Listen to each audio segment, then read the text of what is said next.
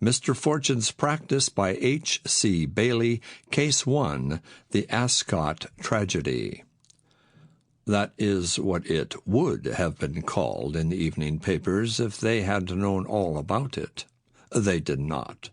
They made the most of the mystery, you remember. It was not good for them, or you, to know that the sequel was a sequel.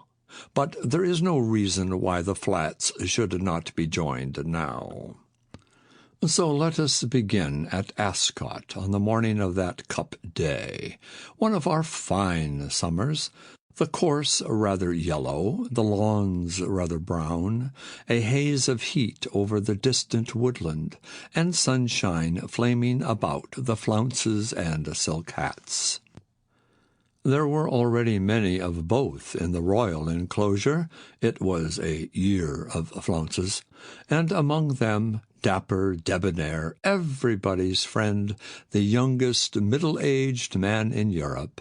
He, of course, is the Honorable Sidney Lomas, the chief of the Criminal Investigation Department, though mistaken by some outsiders for a comic actor of fame. Tripping back from a joke with the stewards, he discovered, sprawling solitary on the end of one of the seats, Mr. Fortune, the adviser of him and all other official and important people when surgery, medicine, or kindred sciences can elucidate what is or is not a crime. No one looks more prosperous than Reginald Fortune. He is plump and pinkly healthy. He and his tailor treat each other with respect. His countenance has the amiability of a nice boy. But on this occasion Lomas found fault with him. "Why, Fortune, you're very pensive. Have you lost the lady of your present affections, or backed a wrong un?" "Go away. No fellow has a right to be as cool as you look. Go quite away. I feel like the three fellows in the Bible who sang in the furnace. How can you jest, Lomas? I have no affections. I cannot love. To bet I am ashamed. I always win. Half-crowns. Why is the world thus, Lomas?" "My dear fellow, you're not yourself. You look quite professional." Reggie Fortune groaned. "I am. This place worries me. I am anatomical, ethnological, anthropological." "Good gad," said Lomas. "Yes, a distressing place. Look at it." He waved a stick. The people in the royal enclosure were as pleasant to behold as usual, comely girls and women who had been calmly passed in frocks, of which many were pretty and few garish. Their men were of a blameless, inconspicuous uniformity. "What is he?" said Reggie Fortune. "I ask you, look at his feet." What Lomas saw was a man dressed like all the rest of them, and as well set up, but of a darker complexion. He did not see anything remarkable. "Oh, the big fellow," he said.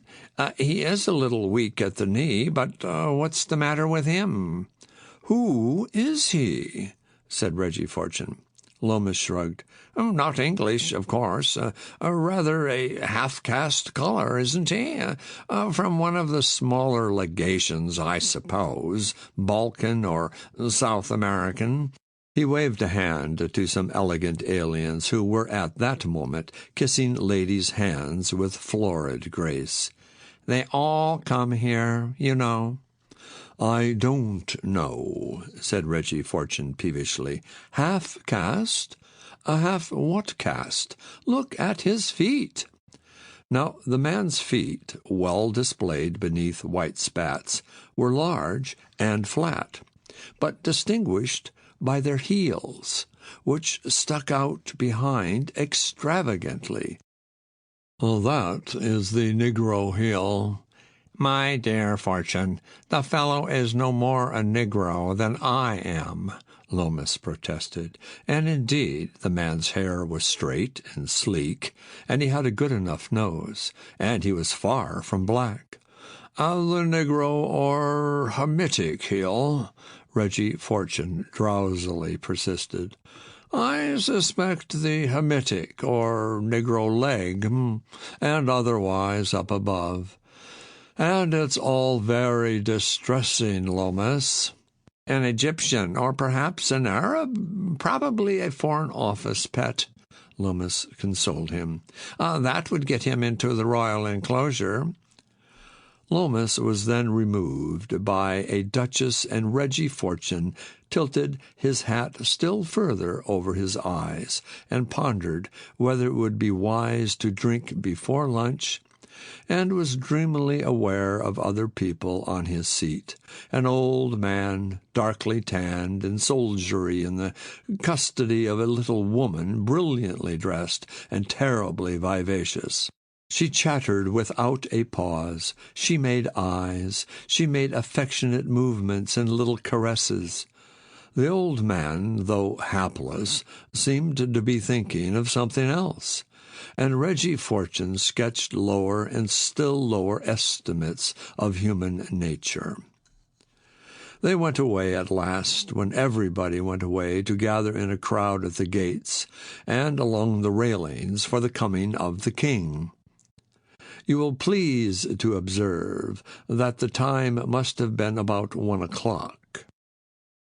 Reggie Fortune, one of the few, remained on his seat. He heard the cheering down the course, and had sufficient presence of mind to stand up and take off his hat as the distant band began to play.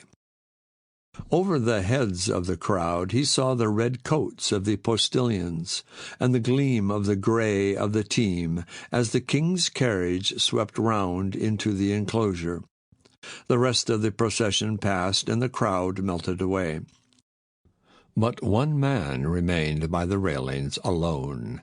He was tall and thin, and he leaned limply against the railings, one arm hanging over them.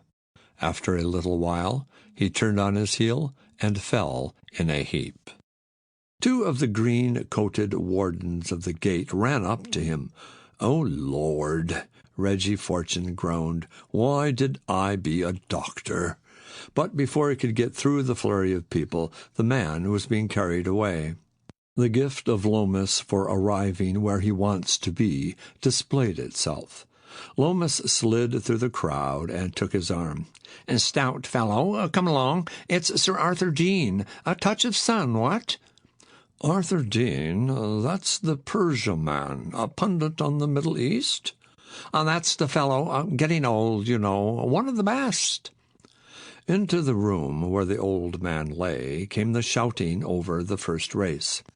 "Merry men! Merry men! Merry men!" the crowd roared outside. Reggie straightened his bent back and stood looking down at his patient. Lomas came forward. "Anything we can get you, Fortune? Would you like some assistance?" "We can't assist him," said Reggie. "He's dead." "Merry man!" the crowd triumphed. "Merry man!" "Good gad," said Lomas. "Poor fellow, one of the best. Well, well, what is it, heart failure?" "The heart generally fails when you die," Reggie mumbled. He still stared down at the body, and the wonted benignity of his face was lost in expressionless reserve. "Do you know if he has any people down here?" "It's possible. There is a married son. I'll have him looked for." Lomas sent his inspector off.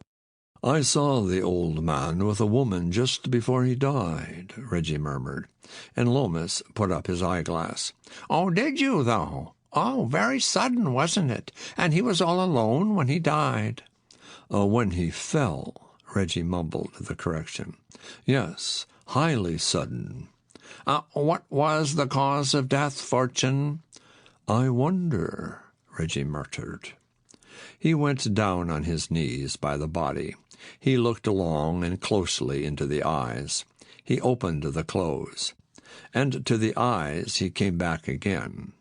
Then there was a tap at the door, and Lomas, having conferred there, came back and said, "The son and his wife, I'll tell them. I suppose they can see the body?" "They'd better see the body," said Reggie, and as Lomas went out, he began to cover and arrange it. He was lying the right arm by the side when he checked and held it up to the light. On the back of the hand was a tiny drop of blood and a red smear. He looked close and found such a hole as a pin might make. From the room outside came a woman's cry, then a deep man's voice in some agitation, and Lomas opened the door. "This is Mr. Fortune, the surgeon who was with your father at once. Major Dean and Mrs. Dean Fortune." Reggie bowed and studied them. The man was a soldiery fellow, with his father's keen, wary face. But it was the woman Reggie watched, the woman who was saying, "I was with him only half an hour ago," and twisting her hands nervously. "Most of that half hour he has been dead. Where did you leave him, madam?" Reggie said. "Oh, why, in the royal enclosure, of course. In the crowd, when the king came, I lost him. Somebody spoke to me. Yes, it was Sybil, and I never saw him again." Reggie stepped aside from the body. She shuddered and hid her face in her hands. His eyes, she murmured. Major Dean blew his nose. "This rather knocks me over," he said. "What's the cause of death, sir?" "Can you help me?" said Reggie. What do you mean?" Nothing wrong with his heart, was there?" Never heard of it. He didn't use doctors, never was ill." Reggie stroked his chin. "I suppose he hadn't been to an oculist lately?" "Oh, not he. His eyes were as good as mine. Wonderful good. He used to brag of it. He was rising 70 and no glasses. Good Lord, what's that got to do with it? I want to know why he died." So do I. And I can't tell you," said Reggie. "What? I say. What? You mean a post-mortem? Oh, that's horrible." "Oh, my dear Major, it is most distressing," Lomas purred. "I assure you anything in our power. Sympathize with your feelings, quite. But the coroner would insist, you know. We have no choice." As you were saying," Reggie chimed in, "we want to know why he died." Major Dean drew a long breath. That's all right, he said. "The old dad." And he came to his father's side and knelt down, and his wife stood by him, her hand on his shoulder. He looked a moment into the dead face, and closed the eyes and looked long. From this scene Reggie and Lomas drew back. In the silence they heard the man and woman breathing unsteadily. Lomas sighed his sympathy. Mrs. Dean whispered, "His mouth, oh, Claude, his mouth," and with a sudden darting movement wiped away some froth from the pale lips. Then she too knelt, and she kissed the brow. Her husband lifted the dead right hand to hold it for a while. And then he reached across to the key-chain, took off the keys, slipped them into his pocket, and helped his wife to her feet. Reggie turned a still expressionless face on Lomas. Lomas still exhibited grave, official sorrow. Thanks very much for all you've done." Major Dean addressed them both. "You've been very kind. We feel that. And if you'll let me know as soon as you know anything, rather a relief." "Quite. Loomis held out his hand. Major Dean took it. Yes, I'm so sorry, but you see, we must take charge of everything for the present. He let the Major's hand go, and still held out his own. Dean flushed. What, his keys? Thank you, said Loomis, and at last received them. I was thinking about his papers, you know. I can promise you they'll be safe. Oh, well, that settles it, Dean laughed. You know where to find me. And he took his wife, who was plainly eager to speak to him, away. Loomis dandled the keys in his hand. I wonder what's in their minds. And what's in yours, Fortune? Man was murdered, said Reggie. Loomis groaned. I was afraid you had that for me. Oh, but surely it's not possible. It ought not to be, Reggie admitted. At 1:45 he was quite alive, rather bored perhaps, but as fit as me. At 1:15 he was dead. What happened in between? Why, he was in sight the whole time, all among the most respectable people in England. Yet he dies suddenly of asphyxia and heart failure? Why? Some obscure heart trouble, Loomis protested. He was in the pink. He never used doctors. You heard them say so. He hadn't even been to an oculist. A fellow doesn't always know, Loomis urged. There are all sorts of heart weakness. Not this sort. Reggie shook his head. And the eyes. Did you see how those two were afraid of his eyes? Your eyes won't look like that when you die of heart failure. They might if an oculist had put belladonna in 'em to examine you. But there was no oculist. Dilated pupils, foam at the mouth, cold flesh. He was poisoned. It might have been aconitine. But aconitine don't kill so quick or quite so quiet. What is aconitine? Oh, wolfbane, blue rocket. You can get it from other plants. Only this is too quick. It slew him like prussic acid, and much more peacefully. Some alkaloid poison of the aconite family, possibly unclassified. Probably it was put into him by that fresh puncture in his hand while he was packed in the crowd. Just a scratch, just a jab with a hollow needle. An easy murder if you could trust your stuff.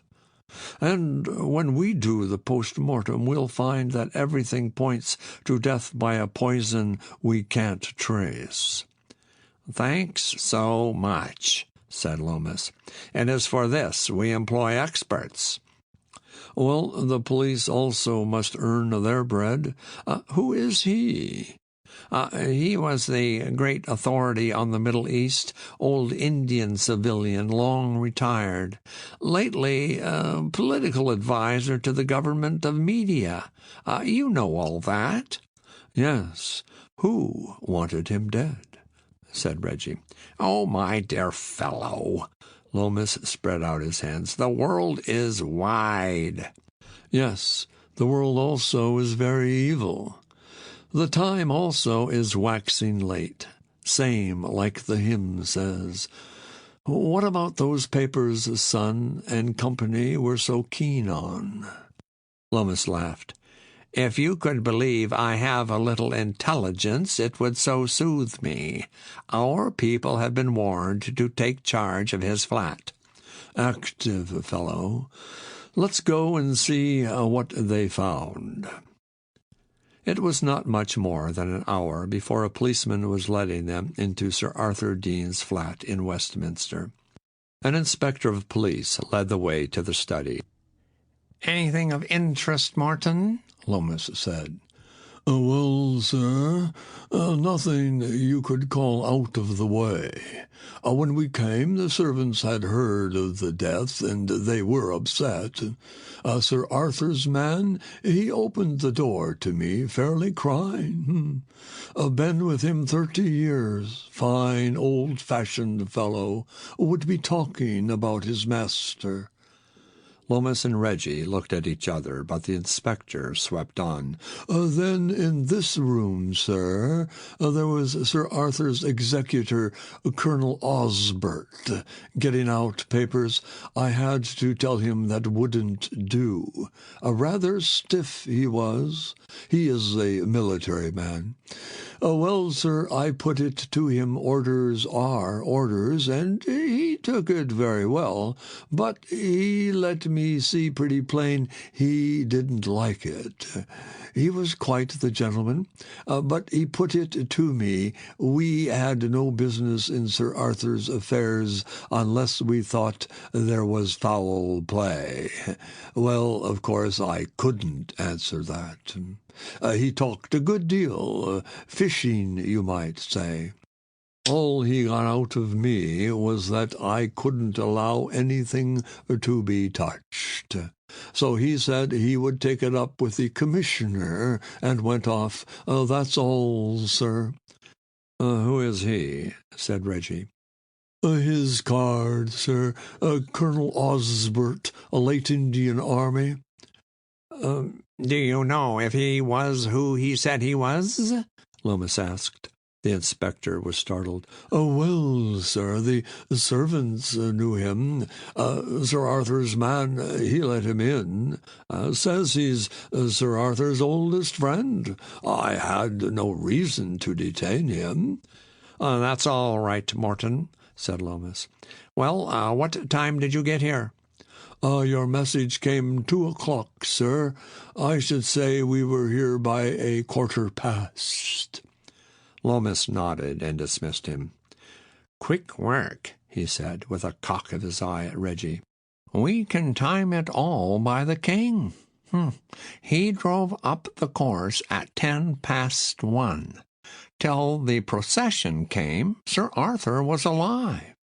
We didn't pick him up till 5 minutes after at the least. No one knew he was dead till you had examined him. No one knew then but me and my men. And yet Colonel Osbert in London knows of the death in time to get round here and get to work on the dead man's papers before 2:15. He knew the man was dead as soon as we did who were looking at the body. Damn, he has very early information. Yes, one to you, Lomas, and a nasty one for Colonel Osbert, our active and intelligent police force. If you hadn't been up and doing and sent your bright boys around, Colonel Osbert might have got away with what he wanted, and he wouldn't have had to explain how he knew too much. When was the poison given? Say between 5:01 and 10 past. At that time, the murderer was in the royal enclosure. If he had his car waiting handy, could he get here before 2:15? Well, if his car was a flyer and there were no flies on his chauffeur, and he had luck all the way, I suppose it's possible. But I don't believe in it. I should say Osbert didn't do the job. Lomas sprang up and called the inspector. He wanted to know what Colonel Osbert was wearing. Colonel Osbert was in a lounge suit of gray flannel.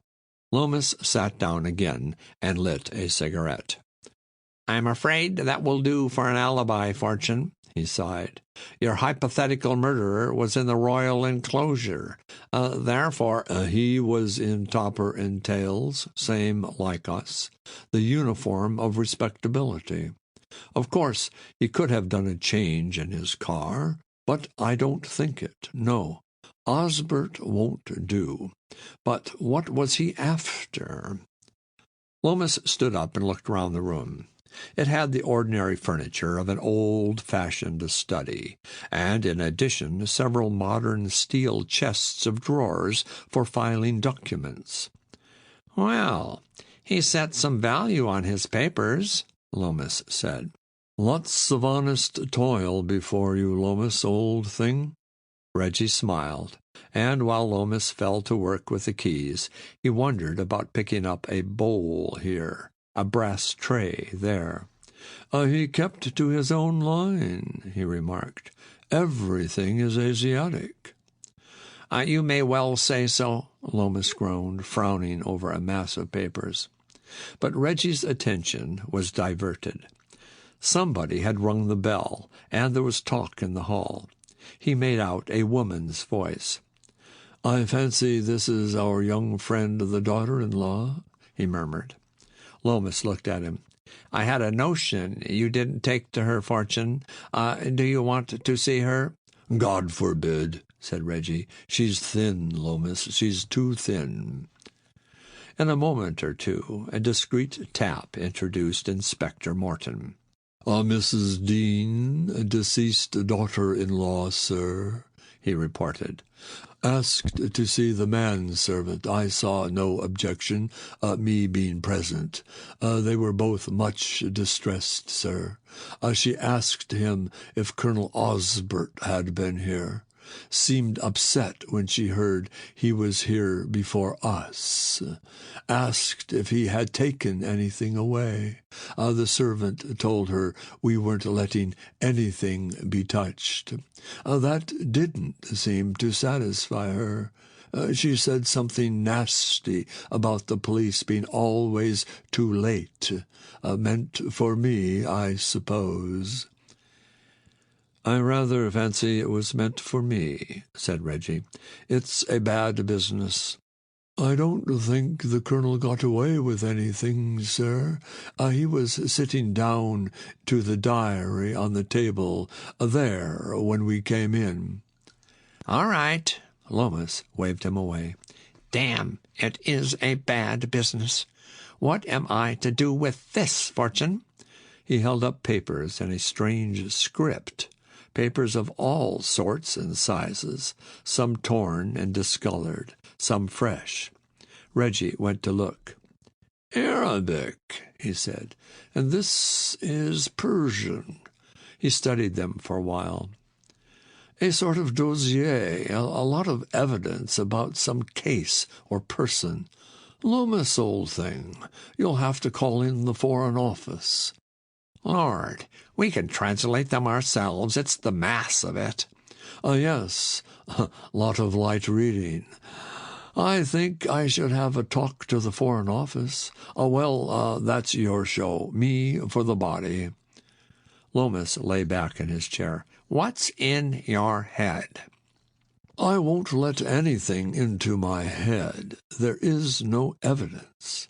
But I'm wondering if we'll ever get any. It's a beautiful crime, as a crime. A wicked world, Lomas, old thing." End of section 1.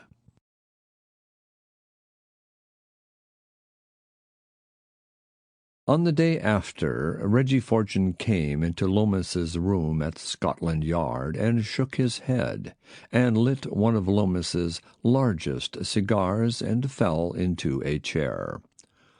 "Unsatisfactory, highly unsatisfactory," he announced.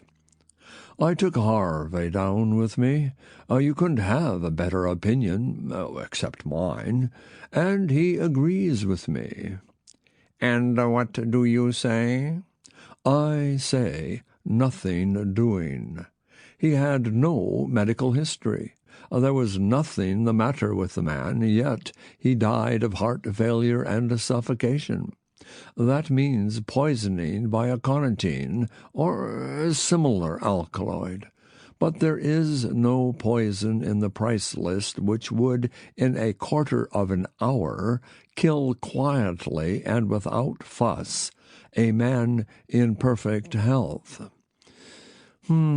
I have no doubt a poison was injected into him by that puncture on the hand, but I don't know what it was. We'll have some analysis done, of course, but I expect nothing of that. There'll be no trace." "Unique case." "Oh, I wouldn't say that. You remember I thought General Blaker was poisoned? He was mixed up with Asiatics, too. There were queer circumstances about the death of that Greek millionaire in Rome 2 years ago. The world's old, and men have been poisoning each other for 5,000 years, and science only begun to look into it yesterday. There's a lot of drugs in the world that you can't buy at the chemist's." "Good God," Lomas protested. "We're in Scotland Yard, not the Arabian Nights. What you mean is you can't do anything?" "Even so. Can you? Who wanted him dead?" "Nobody but a lunatic. He had no money to leave. He was on the best terms with his son. He was a popular old boy, never had an enemy. He had no secrets, most respectable. Lived all his life in public." "And yet his son snatched at his keys before he was cold. And his dear old friend Osbert knew of his death before he was dead, and made a beeline for his papers. By the way, what was in his papers?" Lomas shrugged. "Our fellows are working at 'em." "And who is Osbert?" "Well, you know. He's coming to see me. He put in his protest to the commissioner, and they were going to turn him down, of course, but I thought I'd like to listen to Colonel Osbert." "Me too," said Reggie. "By all means, my dear fellow. But he seems quite genuine. He is the executor. He is an old friend, about the oldest living. Not a spot on his record. Long Indian service." "Only son and daughter don't seem to trust him. Only he also is a bit Asiatic." "Oh, my dear Fortune," Lomas was protesting when Colonel Osbert came. You will find 100 men like him on any day in the service clubs. He was small and brown and neat, even dapper, but a trifle stiff in the joints. His manner of speech was a drawl, concluding with a bark. Reggie lay back in his chair and admired the bland fluency with which Lomas said nothing in reply to the parade-ground demands of Colonel Osbert.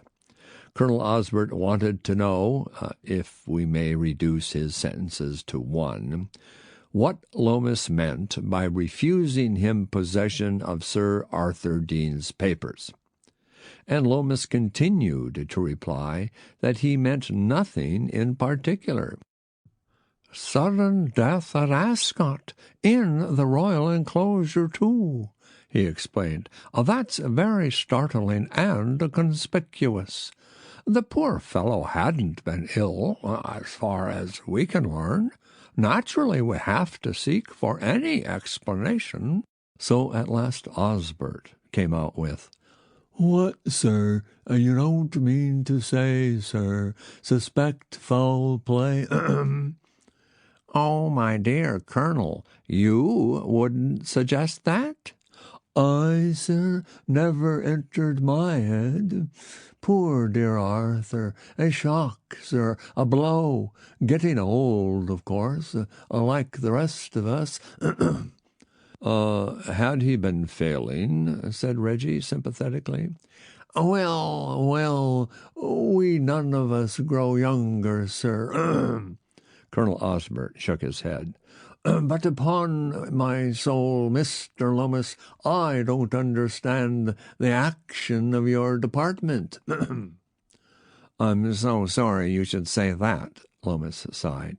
"Now I wonder if you have particular reason for wanting Sir Arthur's papers at once." My good sir, I am his executor. It's my duty to take charge of his papers. Quite. Well, they're all safe, you know. His death must have been a great shock to you, Colonel. Shock, sir?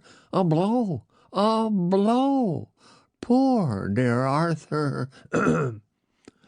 Yes, too bad, Lomas mourned, and voice and face were all kindly innocence as he babbled on. I suppose you heard about it from his son. Colonel Osbert paused to clear his throat. Colonel Osbert stopped that one.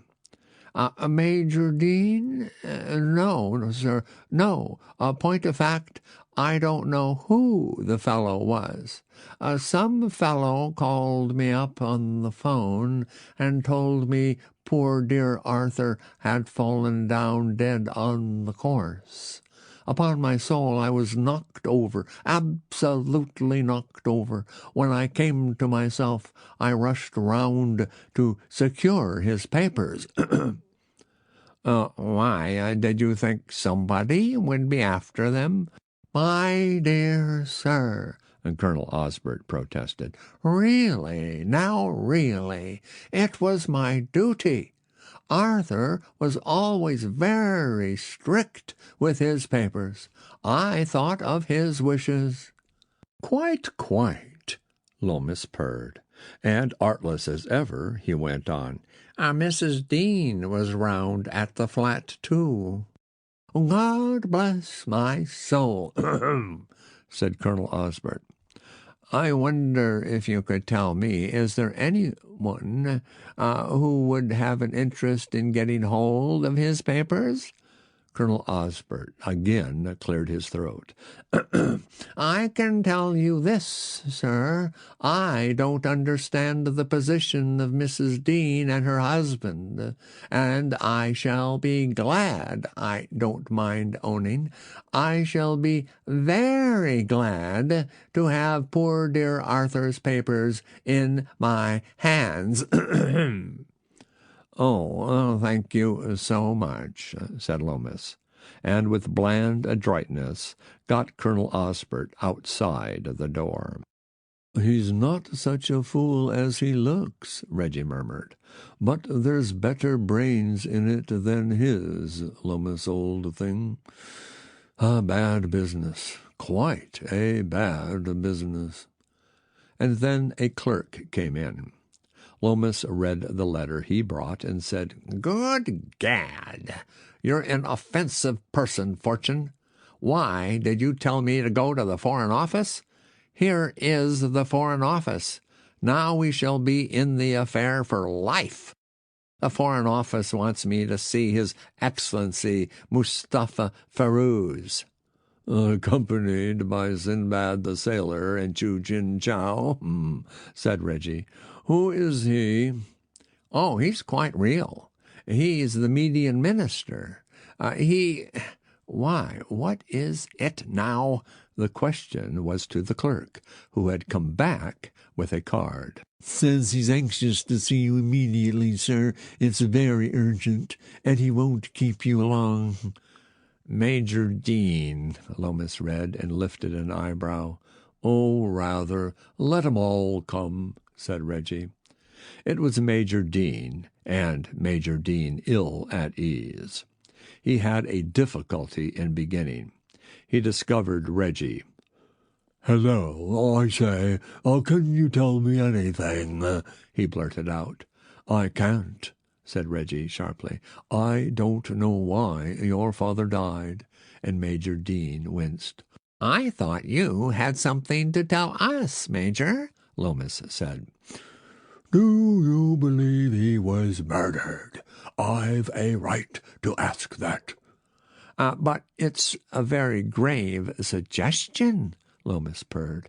Oh, do you know of anyone who had a motive for killing your father? It's this filthy mystery, the Major cried. If he was murdered, I suppose he was poisoned. But how? "Or why?" said Reggie. The Major fidgeted.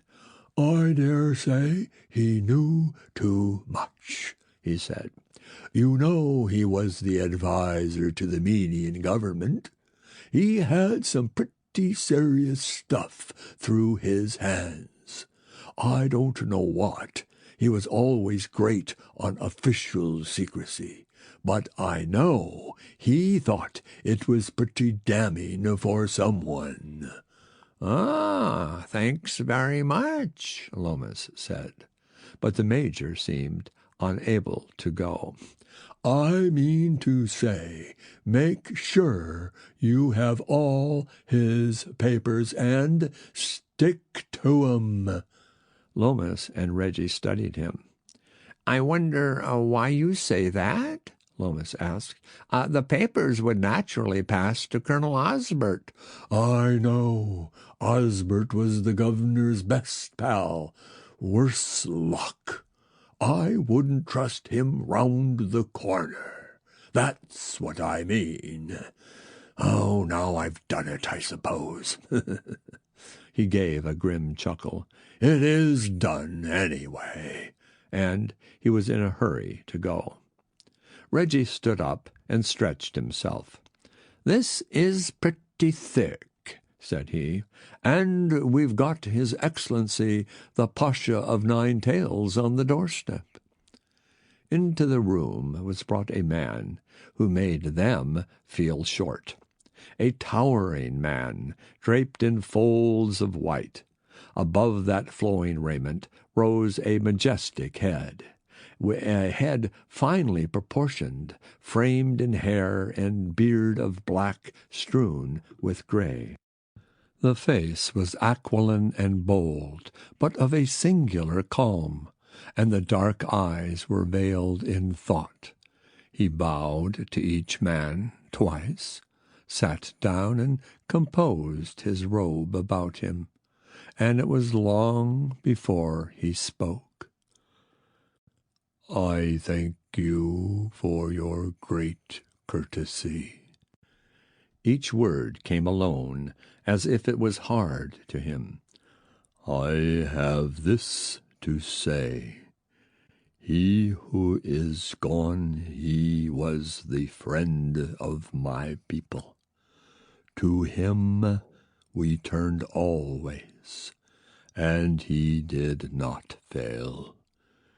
In him we had our trust. Now, sir, I must tell you we have our enemies, who are also, it seems to us, your enemies. Those whom you call the Turks, they would do evil to us, which would be evil to you. Of this we had writings in their hands, and the hands of those they use. These I gave to him who is gone, that he should tell us what we should do. For your ways are not our ways, nor your law our law. Now he is gone, and I am troubled, lest those papers fall again into the hands of the Turks." "Who is it that your Excellency fears? Can you tell me of any man?" Lomas said. "I know of none here, for the Turks are not here in the open, and this is a great land of many people. Yet in all lands all things can be bought at a price, even life and death. This only I say. If our papers go to your king and the ministers of your king, it is well, and very well. If they are rendered to me, that also may be well. But if they go I know not where, I say this is not just. I can promise, Your Excellency, they will go before the Foreign Office. The median stood up and bowed. In England I never seek justice in vain, he said. And when he was gone, "Good gad, how little he knows," said Lomas. "Well, Fortune?" But Reggie only lit a cigar and curled himself up on the sofa. "What I like about you is that you never say, 'I told you so.'" "But you did. It is a Foreign Office touch." And still Reggie silently smoked. "Why, the thing's clear enough, isn't it?" "Clear," said Reggie. "Oh, Peter, clear." "Well, Sir Arthur had in his hands papers damaging to these blood-and-thunder young Turks. It occurred to them that if he could die suddenly, they might arrange to get the papers into their hands. So Sir Arthur is murdered, and either Osbert, the executor, or Major Dean, the son, is bribed to hand over the papers." "In the words of the late Tennyson," said Reggie, "and if it is so, so it is, you know, and if it be so, so be it. But it's not interesting, Lomas, old thing." "It would be interesting to hear you find a flaw in it," said Lomas. Reggie shook his head. "Nary flaw." "For my part," said Lomas with some heat, "I prefer to understand why a crime was committed. I find it useful, but I am only a policeman." "And so say all of us." Reggie sat up. "Then why talk like a politician? Who did it, and how are we going to do him in? That's our little job." "Whoever it was, we've bilked him," said Lomas. "He has got nothing for his pains. The papers will go before the Foreign Office and then back to the Median legation. A futile crime. I find a good deal of satisfaction in that." You're easy pleased, then." Reggie's amiability was passing away. "A futile crime, thanks to the active and intelligent police force. But, damn it, the man was murdered." "My dear Fortune, can I help it? It's not the first, and it won't be the last murder in which there is no evidence.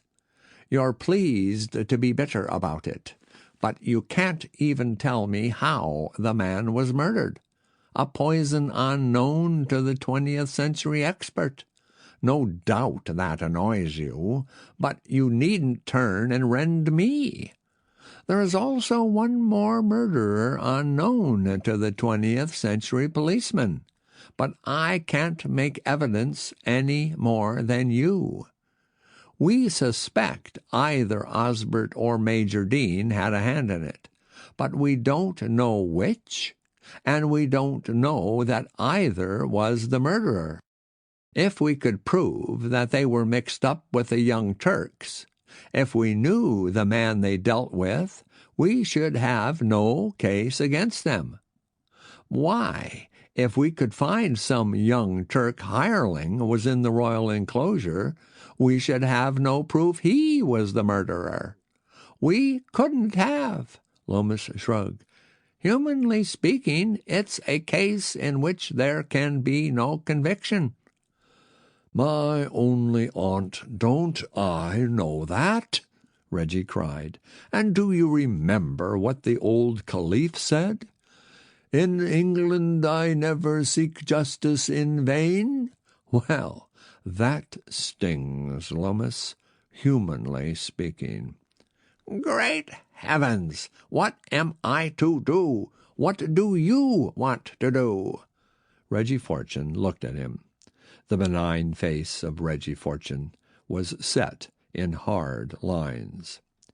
There's something about the voice of a brother's blood crying from the ground, he said slowly. My dear fellow, oh, my dear fellow, if you are going to preach, Lomas protested. I'm not. I'm going to tea, said Reggie Fortune. Elise has got the trick of some new cakes. They're somewhat genial. They did not meet again till the inquest. It was horribly hot in court. The newspaper reporters of themselves would have filled, if given adequate space, a larger room. They sat in each other's pockets, and thus yielded places to the general public, represented by a motley collection of those whom the coroner's officer permitted himself to call nosy Parkers. Frocks which might have come out of a review chorus beside frocks which would well become a charwoman. And the Honorable Sidney Lomas murmured in the ear of his henchman, Superintendent Bell, I see several people who ought to be hanged, Bell, but no one who will give us the chance. Mr. Reginald Fortune, that eminent surgeon, pathologist, and what not, called to the witness-box, was languid and visibly bored with the whole affair. He surveyed the court in one weary, dreamy glance, and gazed at the coroner as if seeking, but without hope, some reason for his unpleasant existence. Yes, he had seen Sir Arthur immediately after the death. He had formed the opinion that Sir Arthur died of asphyxia and heart failure. Yes, heart failure and asphyxia. He was, however, surprised. From the reporter's table there was a general look of hungry interest, but one young gentleman, who had grown fat in the service of crime, breathed heavily in his neighbor's ear. Nothing doing. I know, old Fortune. This is a washout. Mr. Fortune had lost interest in his own evidence. He was looking sleepily round the court.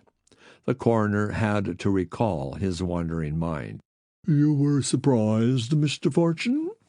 Well, I couldn't explain the suddenness of the attack, the symptoms and so forth, so with the assistance of Dr. Harvey, I made a further examination. We went into the matter with care and used every known test. There is no evidence to be found that any other factor was present than the natural causes of death. But that does not explain the sudden failure of the heart. I don't explain it, said Reggie. I can't. Medicine, said the coroner sagely, still has its mysteries. We must remember, gentlemen, that Sir Arthur had already completed our allotted span, the psalmist's 80 years and 10. I am much obliged to you, Mr. Fortune. And after that, as the fat young gentleman complained, there was nothing in it. The jury found that Sir Arthur's death was from natural causes, and that they sympathized with the family. So much for the Ascot mystery. There remains the sequel. When the court broke up and sought, panting, the open air, "He is neat, sir, isn't he?" said Loomis's henchman, Superintendent Bell. "Very adroit is Mr. Fortune. That couldn't have been much better done." And Loomis smiled. It was in each man's simple heart that the Criminal Investigation Department was well rid of a bad business. They sought Reggie to give him lunch. But Reggie was already outside. Reggie was strolling, as one for whom time has no meaning, towards the station. He was caught up by the plump young reporter, who would like you to call him a crime specialist. "Well, Mr. Fortune," he said in his ingratiating way, "good morning. How are you, sir? I say, you have put it across us in the Dean case." The crime specialist then had opportunities for psychological study, as Mr. Fortune's expression performed a series of quick changes. But it settled down into bland and amiable surprise. "My dear fellow," said Mr. Fortune, "how are you? But what's the trouble? There's nothing in the Dean case. Never was." No, that's just it. And we were all out for a first-class crime story. After all the talk there's been, natural causes is pretty paltry." Reggie laughed. Sorry. We can't make crimes for you. But why did you talk? There was nothing to talk about." "I say, you know that's a bit thick," the crime specialist protested. "My dear chap," said Reggie modestly, "if the doctor on the spot hadn't happened to be me, you would never have thought of the case. Nothing else in it." "Oh, well, come now, Mr. Fortune. I mean to say, what about the CID holding up all the old man's papers and turning down his executor?" Reggie was not surprised. He was bewildered. Say it again slowly and distinctly," he entreated. And when that was done, he was as one who tries not to laugh. "And very nice, too. My dear fellow, what more do you want? There's a story for you." "Well, it's never been officially denied," said the young man. "Fancy that." Reggie chuckled. "But between ourselves, Mr. Fortune—" "It's a great story." Reggie chuckled. "But really, well, I ask you." And he slid away. In the hotel lounge he found Bell and Loomis and cocktails. "Pleasure before business as ever," he reproached them, and ordered one for himself. "And what have you been doing then?" Loomis asked. "I have been consoling the Fourth Estate, that great institution, the press, Mr. Loomis, sir.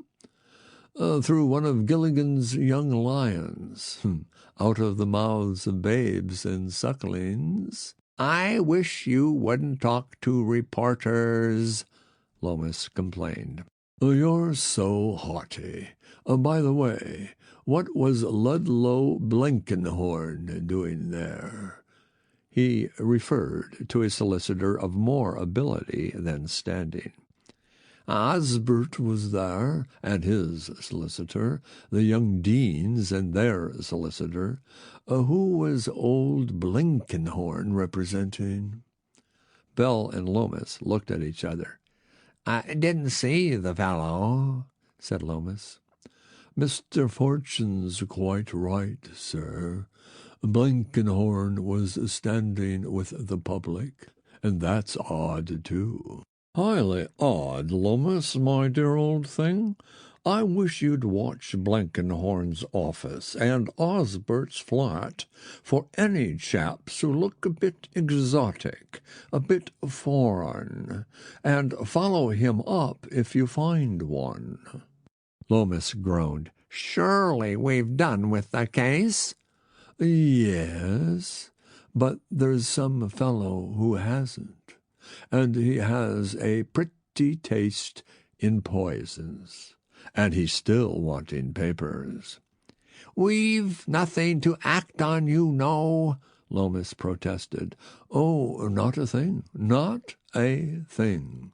But he might have." Lomas nodded, and Superintendent Bell went to the telephone.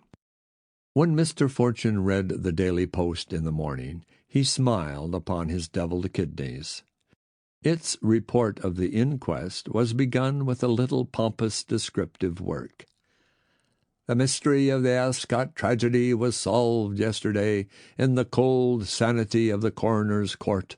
The excitement of the last few days received its quietus. 2 minutes of scientific evidence from Mr. Fortune," and so on, until young Omniscience worked up to its private little scoop. "The melodramatic rumors of sensational developments in the case have thus only availed to expose the fatuity of their inventors." This was meant for some rival papers. "It may now be stated bluntly that nothing in the case ever gave rise to speculation among well-informed people, and that the stories of impounding documents and so forth have no foundation in fact." But about lunchtime Mr. Fortune received a curt summons from the Honorable Sidney Lomas, and instantly obeyed it. "Well, you know, I thought I should be hearing from you," he smiled. "I felt, as it were, you couldn't live without me long." "Did you, by Jove?" said Lomas bitterly. "I've been wishing all the morning you had been dead some time. Look at that." He tossed across the table a marked copy of the Daily Post. "Yes, I was enjoying that at breakfast. A noble institution, the British press, Lomas. A great power, if you know how to use it." "I wish to God you wouldn't spoof reporters. It's a low taste, and it's a damned nuisance. I can't contradict the rag, and—" "No, you can't contradict it. I banked on that." Reggie chuckled. "Oh, did you indeed? And pray what the devil are you at? I have had Osbert here raving mad." "Oh, yes, I thought it would stir up Osbert. What's his line?" "Wants the papers, of course. And as you very well know, confound you, they're all at the Foreign Office, the cream of them, and likely to be. He says we've no right to keep them after this. Nonsense, of course, but devilish inconvenient to answer. And at last the old man was quite pathetic. Says it isn't fair to him to give out we haven't touched the papers. No more it is. He was begging me to contradict it officially. I could hardly get rid of him." Busy times for Lomas. "Damn, I have been at it all the morning.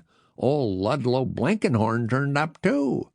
"I have clicked, haven't I?" Reggie chuckled. "Confound you! He says he has a client with claims on the estate, and is informed by the executor that all papers have been taken by us.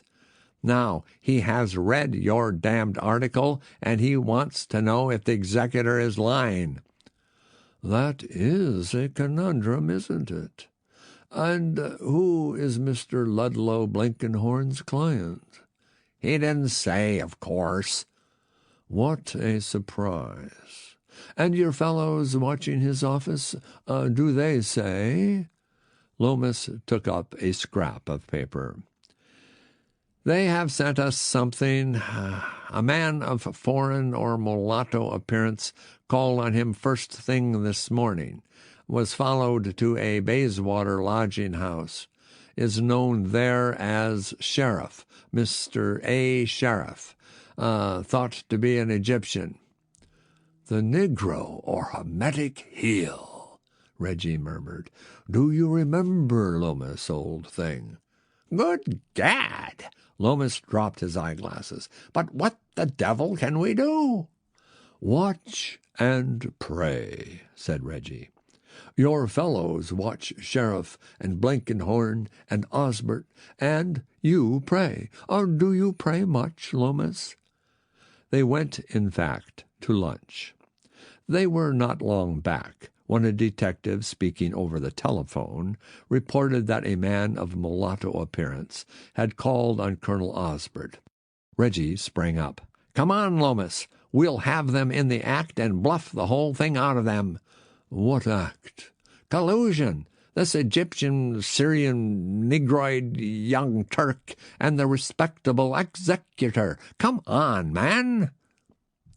In 5 minutes they were mounting to Colonel Osbert's flat. His servant would not say whether Colonel Osbert was at home. Loomis produced his card. "Colonel Osbert will see me," he announced, and fixed the man with a glassy stare. "Well, sir, I beg your pardon, sir. There's a gentleman with him."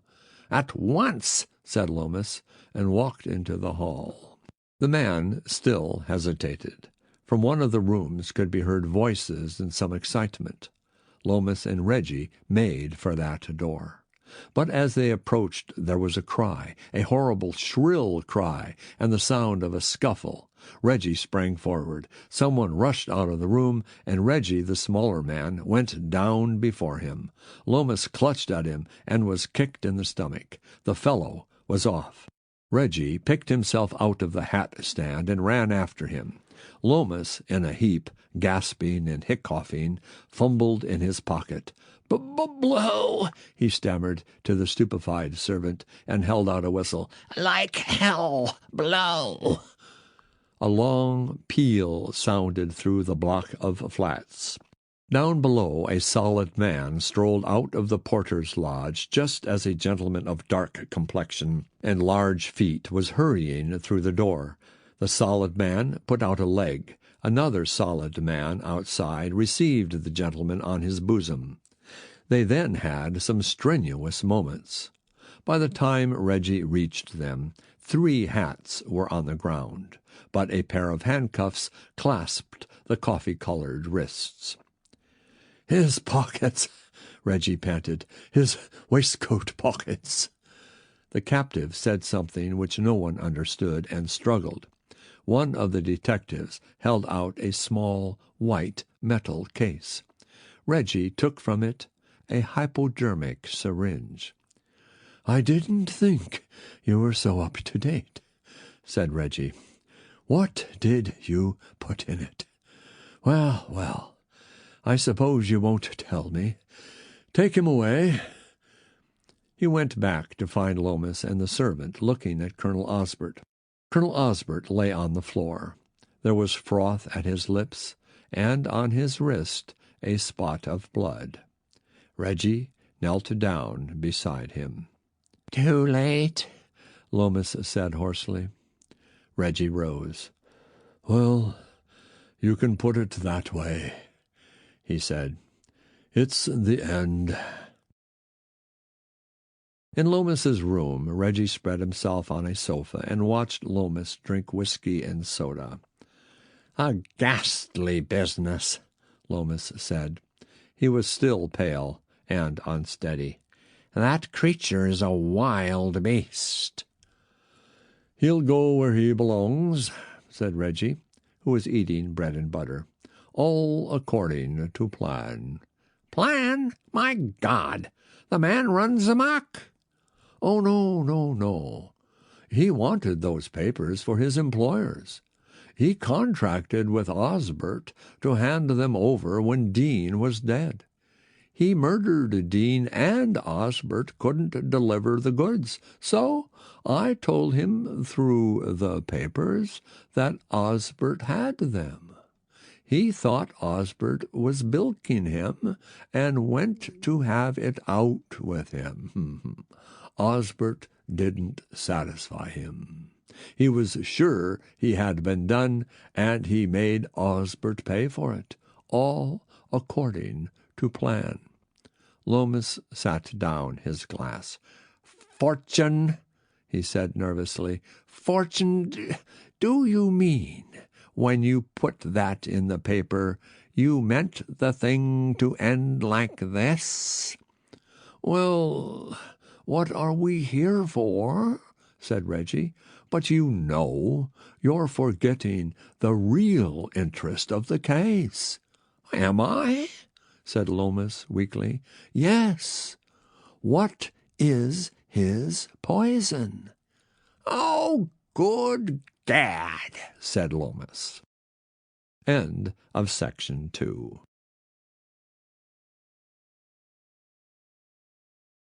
Thanks for joining us. Don't forget to like, share, and subscribe for more captivating videos.